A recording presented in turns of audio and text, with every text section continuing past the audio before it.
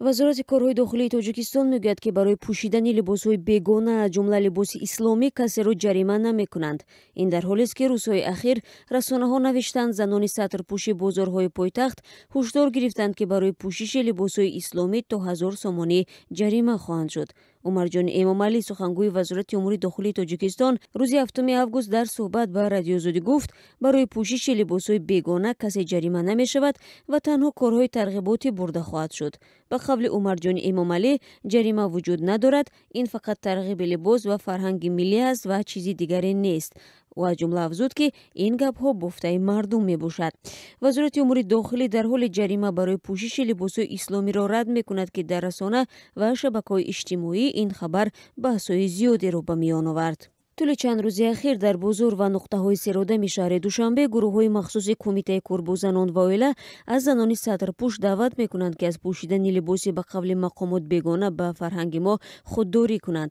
Хабаргузории Азия Плюс аз қавли занони сатрпӯш, ки дар бозорҳои пойтахт тиҷорат мекунанд, навишт, ин занон ҳушдор гирифтанд, ки барои пӯшидани либосҳои исломӣ то 1000 сомонӣ ҷарима хоҳанд шуд.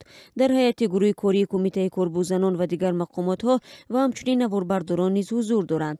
қаблан Эмомалии Раҳмон, раиси ҷумҳури Тоҷикистон, рӯзи 11 июл бори дигар ба зарурати тақвияти фарҳанги пӯшидани либоси миллӣ на бегонаи мазҳабӣ таъкид кард.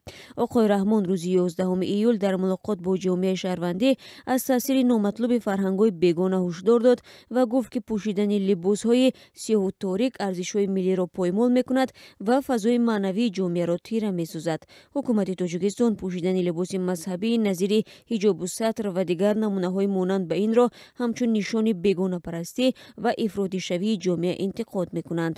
солҳои ахир ҳукумати Тоҷикистон назорат аз фаъолиятҳои мазҳабии шаҳрвандонро шадидтар карда, аз ҷумла чунин назоратро аз болои сатру либоси сокинон ҳам пурзур намудааст. дар муассисаҳои таълимӣ пӯшидани ҳиҷобу рӯсарӣ ва барои мардон доштани ришман шуда барои наврасони то 18 сола рафтан ба масҷид мумкин нест. ҳукумат ин тадбирҳоро дар ҷилавгирӣ аз тавсияи ақоиди ифротӣ дар миёни аъзои ҷомеа дуруст ва қонунӣ мешуморад, вале фаъолони ҳуқуқи башар мегӯянд, ин монеаҳо озодиҳои динии шаҳрвандонро маҳдуд мекунанд ва хилоф бо меёрҳои конститутсияи кишвар ҳастанд.